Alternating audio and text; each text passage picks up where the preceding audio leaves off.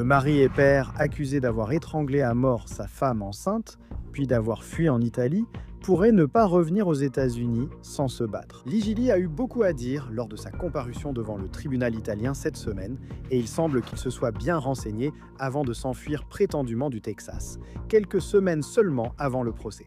Son avocat, resté au pays, insiste pour qu'il revienne aux États-Unis.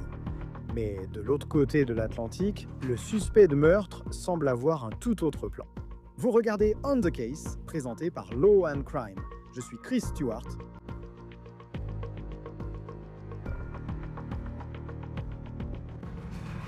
Avant de débuter On the Case, je souhaite vous présenter l'application Upside, qui vous fait gagner de l'argent sur vos achats quotidiens, comme l'essence, les courses et les plats à emporter. Téléchargez gratuitement Upside, choisissez une offre parmi plus de 100 000 points de vente, puis payez normalement avec votre carte. Après, vérifiez l'achat et récupérez de l'argent. Je l'utilise pour faire le plein ou prendre des plats à emporter, en cherchant des offres sur Upside. Ensuite, après avoir dépensé, l'argent apparaît dans mon application et je le transfère directement sur mon compte bancaire. Les utilisateurs réguliers d'Upside récupèrent en moyenne 254 $ par an. Alors pour commencer à récupérer votre argent, cliquez sur le lien dans la description ou scannez le code QR et utilisez le code promo OTC pour obtenir un bonus supplémentaire de 25 centimes par gallon sur votre premier plein d'essence. Vous n'allez pas croire ce que Ligili a dit devant le tribunal italien. Alors qu'il semble tout faire pour ne pas retourner aux États-Unis, où il fait face à des accusations de meurtre passible de la peine capitale au Texas, dans la mort de sa femme enceinte. Il demande en quelque sorte une protection à l'Italie parce qu'il estime qu'il a été la cible d'une campagne médiatique aux États-Unis qui ne lui aurait pas permis d'obtenir un véritable procès équitable. Et pour cette raison, terrifié, il a quitté le pays. C'est l'avocat italien de Ligili qui s'adresse aux journalistes devant le tribunal lundi à Turin, en Italie. Cela selon le média La Repubblica. Actuellement, Gili se trouve à Turin après avoir été arrêté à l'aéroport de Milan le 3 mai lorsqu'il y a atterri après un vol en provenance du Canada. Maintenant, il reste une grande question. Non seulement comment il a pu se rendre en Italie, mais aussi comment il a pu partir. Depuis le comté de Harris, au Texas, où se trouve Houston, et à travers la frontière jusqu'au Canada, et à bord d'un vol qui, selon nous, a décollé de Toronto, s'est arrêté à Montréal, puis a traversé l'Atlantique jusqu'en Europe. Fait intéressant, l'avocat de Gili aux États-Unis, Dick de Guérin, est un célèbre avocat de la défense pénale déjà évoqué dans notre épisode précédent. Notamment, il a défendu Robert Durst, dont vous vous souvenez peut-être grâce au film The Jinx. Donc, c'est certainement quelqu'un qui sait comment défendre des affaires très sérieuses comme celle-ci. Il a dit que son conseil à son client serait de revenir aux États-Unis aussi vite que possible, où ils doivent être jugés le 29 mai. Il a dit que lorsqu'il a appris que Gili avait fui, il n'avait pas parlé à son client, mais qu'il avait finalement pu le joindre pour un appel téléphonique, selon KPRC. Mais il ne semble pas que Gili suive les conseils de son avocat. Depuis sa fuite, Gili fait aussi face à de nouvelles accusations fédérales que nous allons détailler dans un instant. Maintenant, avant d'aborder les déclarations choquantes et potentiellement, franchement, bizarres que Gili a faites au juge italien et ce que cela signifie quant à la date à laquelle nous pourrions le revoir aux États-Unis, je voudrais revenir un peu sur la façon dont nous en sommes arrivés là. Gili, alors en liberté sous caution, s'est enfui en Italie. Vous serez peut-être choqué d'apprendre cela à cause des accusations auxquelles il fait face, mais un juge lui a accordé une caution après son arrestation qu'il a pu payer. Voici une photo de Gili avec sa femme, Krista. C'est elle la victime dans cette histoire. Elle était la mère de deux tout-petits. Et elle aurait été étranglée à mort dans leur maison à Houston en 2024. Les documents du tribunal indiquent que Ligili est celui qui a appelé le numéro d'urgence 9, un juste avant minuit. Il aurait dit aux ambulanciers que Krista avait fait une overdose.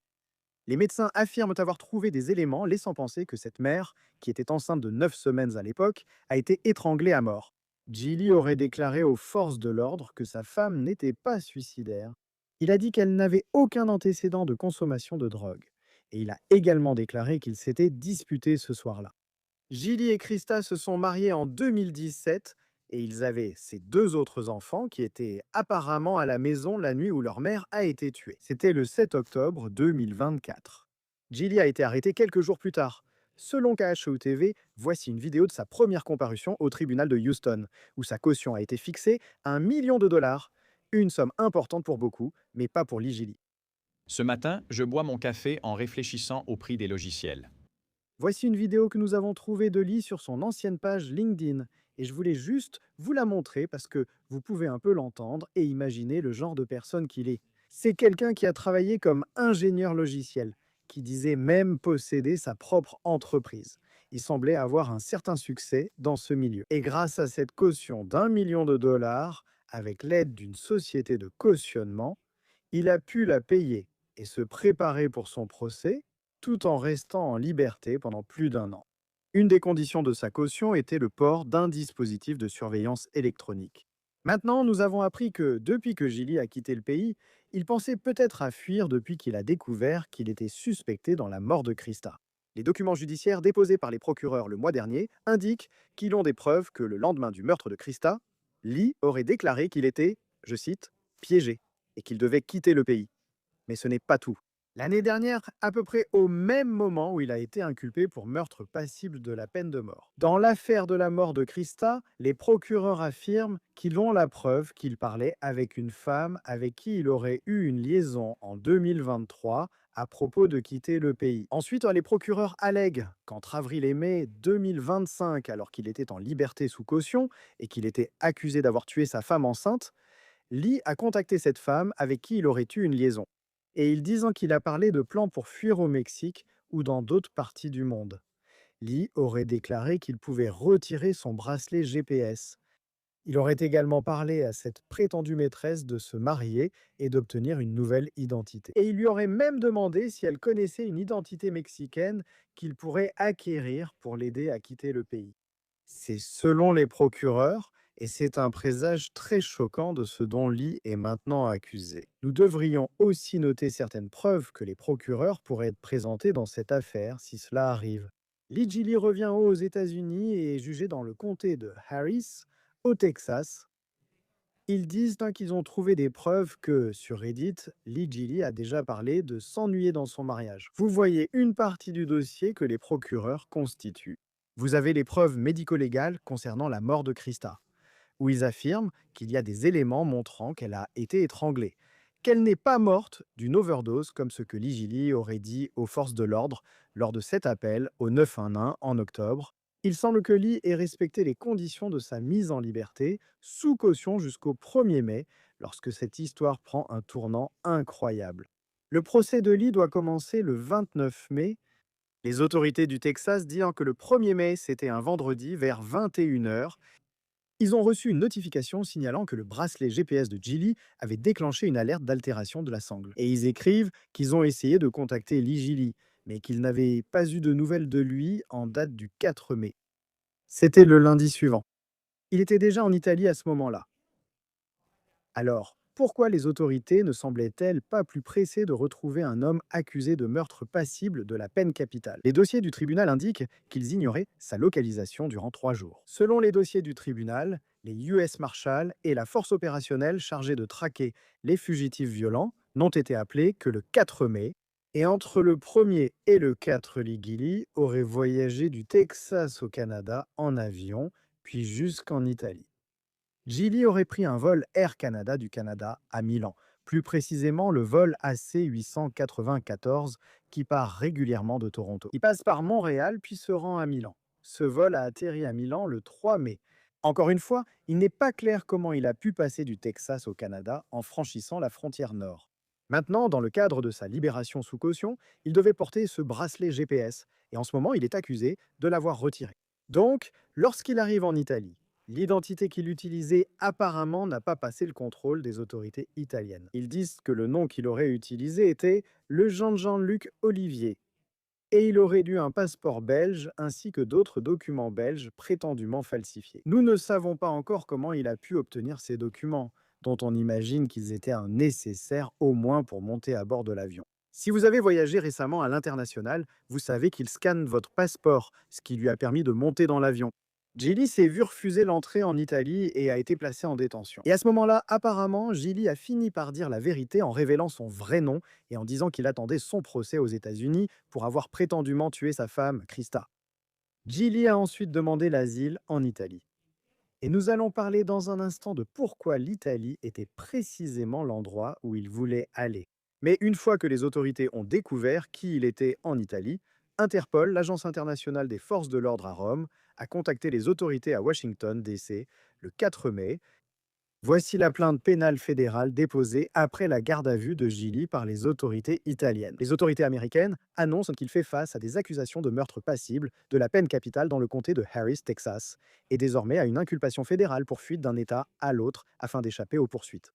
Gili a comparu pour la première fois devant le tribunal italien et avait visiblement beaucoup à dire. NBC News avait un journaliste dans la salle d'audience. Et ce journaliste a indiqué que le juge lui a demandé s'il consentait à son extradition vers les États-Unis, ou s'il souhaitait que la procédure de demande de protection internationale se poursuive, et Gili aurait déclaré, je cite, Je ne consens pas.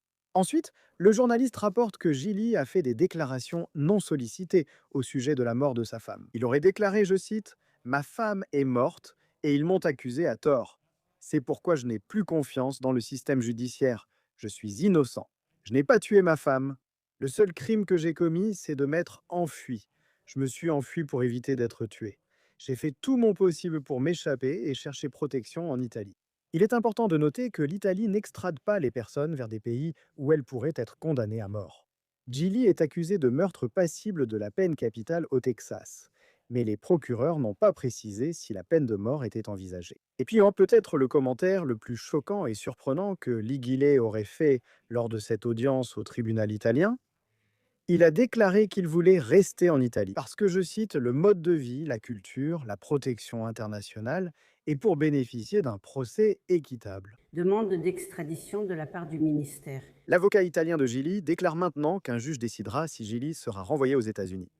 Et au moment de cet enregistrement, cette décision n'a pas encore été prise. Maintenant, l'avocat américain de Gili, Dick de Guerian, soutient son client depuis que Lee Gili s'est enfui à l'autre bout du monde. De Guerian a déclaré que le fait que son client se soit enfui en Italie ne démontre pas une conscience de culpabilité concernant le fait qu'il aurait tué sa femme, mais montre simplement qu'il avait peur des conséquences auxquelles il pourrait faire face lors d'un procès.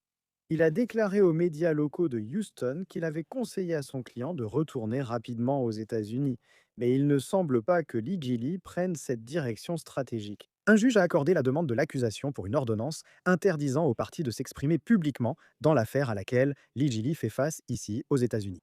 Le procureur a cité, je cite, les efforts continus de relation avec les médias de l'avocat de la défense Dick de Guerian. Maintenant, en ce qui concerne la famille de Christa, il y a évidemment beaucoup d'attention en ce moment sur son mari, sur ce dont il est accusé et sur les efforts qu'il aurait apparemment déployés pour fuir le système de justice pénale américain. Mais il faut quand même continuer à s'intéresser à elle et à qui elle était. Une mère et une amie, une professionnelle travailleuse, apparemment une grande fan de football de Clemson. Il y a une amie qui a écrit sur la page Instagram Justice for Christa. Je cite Alors que le délire se poursuit à l'étranger, souvenons-nous de qui nous nous battons pour et de qui nous honorons. Et le mardi, les soutiens de Christa portent du violet pour honorer sa vie. Nous recevons à nouveau pour parler de cette affaire l'avocat de la défense pénale, ancien procureur et ancien officier de la CIA, Jack Rice. Ravi de vous revoir. Alors, que va-t-il se passer maintenant avec Lee Gilley? Franchement, ça devient vraiment fou, Chris. C'est vrai. Quand on commence à regarder le droit pénal dans les différents États, cela peut changer de juridiction. Nous avons la juridiction fédérale et celle des États, chaque État ayant ses propres méthodes et des accords existent pour leur coopération. Il existe aussi des accords sur la coopération internationale entre gouvernements. Et souvenez-vous, ce n'est pas le Texas contre l'Italie. C'est les États-Unis contre l'Italie et c'est comme ça que ça fonctionne, parce que le DOJ, le ministère de la Justice, va en fait intervenir et gérer cela pour le Texas. C'est ce qui se passe ensuite, parce que lorsque M. Gili est arrivé à Milan, il a pu se placer au moins sous la juridiction italienne.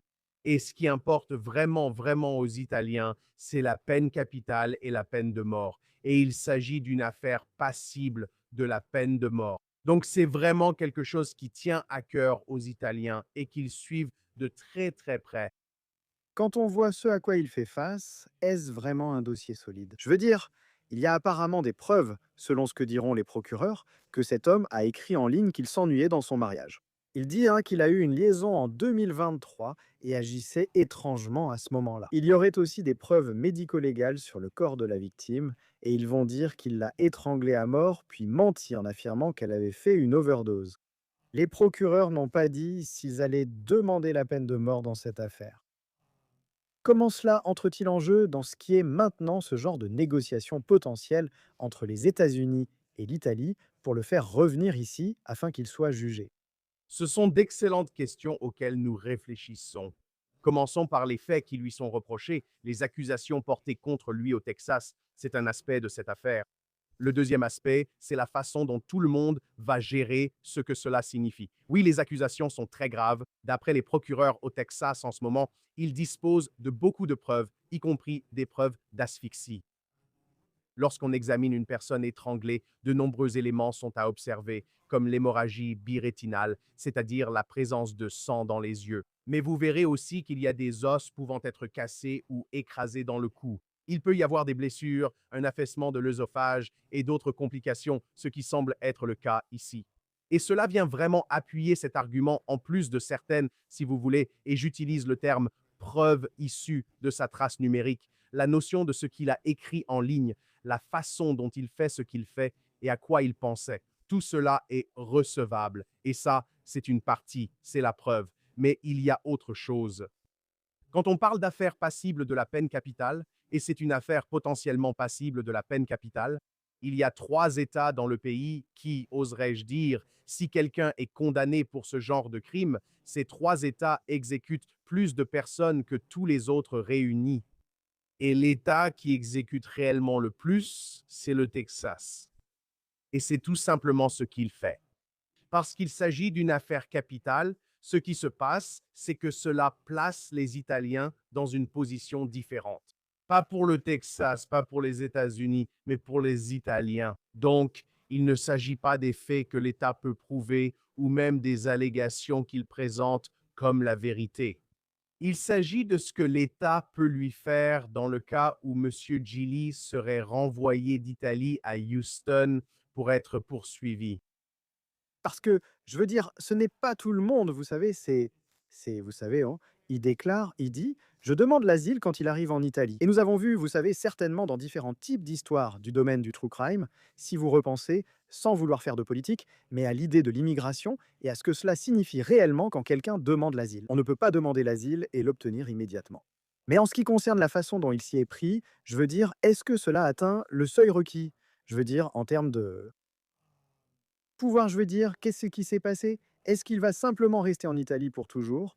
Potentiellement, si le Texas dit qu'ils ne vont pas, vous savez, écarter la peine capitale? Tu m'as mis dans une situation difficile, non? Oui. Ou bien, quelle est la probabilité? Je veux dire, son dossier paraît-il solide? Pas tant pour parler de la stratégie de défense aux États-Unis, mais son dossier est-il vraiment solide pour affirmer qu'il est ce prisonnier politique à cause du système judiciaire américain? Souviens-toi, si on fait ça, surveille-moi rapidement, d'accord? Bien sûr. Voilà à quoi je pense. Le traité d'extradition américano-italien de 1983 est vraiment la base de tout ça. Et quand ils examinent cette question, l'une des choses qui doit se produire, c'est que non seulement l'État, les États-Unis, doivent établir non seulement des motifs raisonnables, mais il est aussi précisé que cela ne peut pas être une affaire passible de la peine capitale. Donc, il ne s'agit pas des faits ou des allégations de l'affaire. Ce n'est pas le cas. En réalité, il s'agit de ce que l'instance qui tranche en dernier ressort peut lui faire. Et donc, dans ce cas, cela pourrait-il être une affaire passible de la peine capitale? Oui. Et c'est ce qui rend la situation folle, parce que tout à coup, simplement parce qu'il quitte une juridiction pour se retrouver dans une autre, cela peut changer ce que le Texas, les États-Unis peuvent lui faire. Et est-ce que cela atteint ce seuil? C'est un bon pays pour le faire. Maintenant, Vous pouvez penser à cela dans d'autres pays, même en Europe. Et il y avait en fait quelque chose appelé le Comité européen des droits de l'homme, et ils en ont aussi parlé. Et c'est en partie ce que font les Italiens.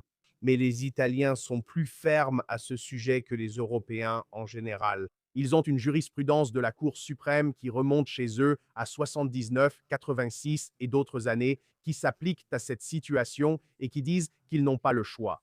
Et donc, pour eux, ce que cela pourrait très bien signifier pour les États-Unis, pour le département de la justice et finalement pour le Texas, c'est que dans le cas où vous voudriez que M. Gili revienne, vous devez accepter de retirer la peine capitale de l'équation. Et c'est exactement là où nous en sommes actuellement. Et cela, c'est même avant que les braves gens du Texas puissent décider si M. Gili est même coupable de ce crime. C'est fascinant. On dirait qu'il refuse d'y aller bien qu'il soit en liberté sous caution depuis son arrestation en 2024. Vous savez, ce n'est pas seulement la peine de mort.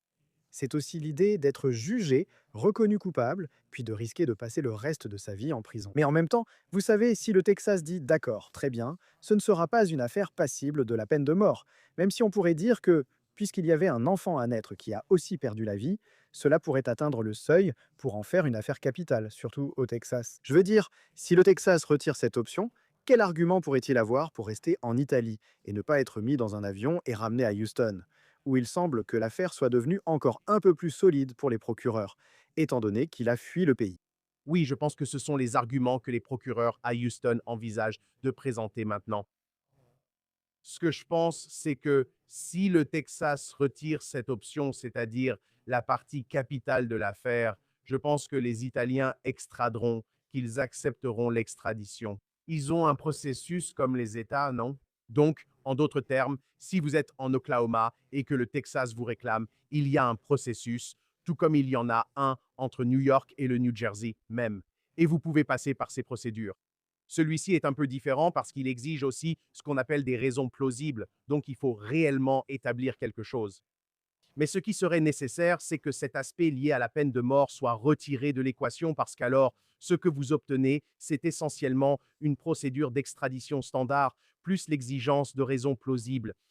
Et une fois que vous avez établi cela devant un tribunal italien, il faudrait obtenir un accord stipulant que la peine de mort ne s'appliquerait jamais. Et techniquement, la façon dont cela fonctionnerait au Texas ou vraiment n'importe où ailleurs aux États-Unis, c'est qu'il dirait que même s'il voulait lui infliger la peine de mort, il ne pourrait en réalité pas le faire. Une description plus technique existe, mais même s'il disait que le jury allait lui infliger la peine de mort, le tribunal serait finalement obligé de ne pas lui donner la peine de mort, ce qui signifie qu'il écoperait de la prison à vie sans possibilité de libération conditionnelle dans le cas où il serait reconnu coupable. C'est dingue à voir parfois. J'ai beaucoup travaillé, pas seulement aux États-Unis. Donc, quand je faisais certaines choses à la Cour pénale internationale, j'ai enseigné à des avocats comment exercer partout dans le monde. Et donc, j'ai aussi observé comment ils ont géré ces questions de compétences. Et aux États-Unis, parfois, nous aimons nous considérer comme plus grands, plus importants. Et nous le sommes d'une certaine manière parce que nous sommes un acteur tellement important dans le monde. La seule chose que je pense que cela met en évidence, cependant, c'est qu'au final, nous faisons partie d'un système multijuridictionnel et que l'on pense ou non pouvoir, si vous voulez utiliser ce terme, agir seul. Nous ne le pouvons pas car nous ne contrôlons pas toutes les autres juridictions, qu'elles soient européennes ou, dans ce cas précis, italiennes. Et dans sa situation, où allons voir les procureurs, parce qu'il pourrait y avoir un procureur là-bas, et je ne sais pas s'ils vont dire, d'accord, très bien, nous allons écarter la peine de mort, tu finiras quand même ta vie en prison. Mais quand tu prends cette décision, et je ne sais pas à quelle fréquence quelqu'un peut réussir à aller dans un pays comme l'Italie quand il fait face à des accusations comme ça, qu'est-ce que tu dois prendre en compte pour savoir si tu peux vraiment le faire? Parce qu'alors, je suis sûr qu'il pourrait y avoir une autre personne confrontée à un type d'accusation complètement différent, et qui arrive à se rendre dans un pays où elle peut présenter un argument particulier. Est-ce que le précédent que tu crées en disant légalement, nous ne te mettrons pas à mort si tu es reconnu coupable de ça, a un impact? Comment cela influence-t-il les décisions du comté de Harris au Texas? Non, c'est une excellente question. Et tu sais, le comté de Harris a en fait déjà été confronté à ce problème plus que beaucoup d'autres comtés. C'est d'abord un comté immense. Et ce à quoi ils ont été confrontés, c'est à de nombreux cas impliquant des personnes qui ont fui vers l'Amérique centrale et l'Amérique du Sud. Et donc, ce qui s'est passé, c'est qu'ils ont essayé de revenir et de traiter ces affaires eux-mêmes. Mais ce que nous savons avec certitude, c'est que cela s'est déjà produit. Là où, si ce n'était pas le cas, les Italiens ont refusé d'extrader. Donc, ça, nous le savons. La vraie question est-ce que cela limite la capacité des procureurs à poursuivre, et je veux dire, poursuivre jusqu'à une condamnation à mort et une exécution? Peuvent-ils le faire? Je ne pense pas que cela limite leur capacité. Cela s'applique simplement à ce cas particulier pas à leur capacité future de faire ce qu'ils font. Cependant, ce que je pense que cela pourrait faire, c'est que cela pourrait changer ce qui se passe lorsqu'on traite une affaire passible de la peine de mort. C'est-à-dire, lorsque vous parlez des questions de caution, de savoir si vous pourriez ou non accorder une caution à quelqu'un, en raison de la crainte qu'il puisse fuir vers une juridiction qui pourrait limiter la capacité du Texas à poursuivre l'affaire comme il l'entend.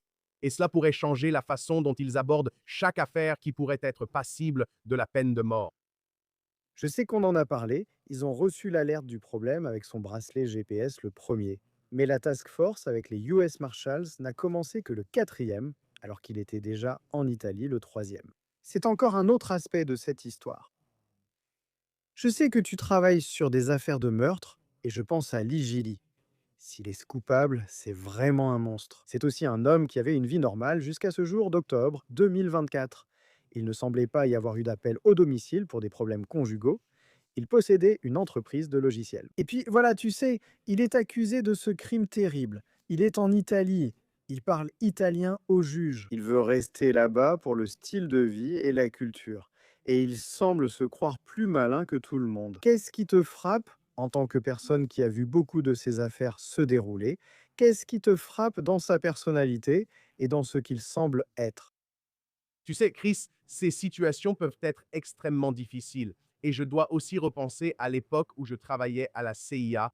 Et donc, en tant qu'ancien officier traitant de la CIA, l'une des choses que j'ai remarqué, même à l'époque, c'était ce niveau de narcissisme qu'on ne retrouve pas autant dans la population générale. Vous parlez de quelqu'un de très compétent, quelqu'un qui possède une intelligence exceptionnelle. Je ne parle pas forcément d'un génie, mais certainement de quelqu'un bien au-dessus de la moyenne, qui a les capacités et parfois les ressources pour accomplir des choses extraordinaires.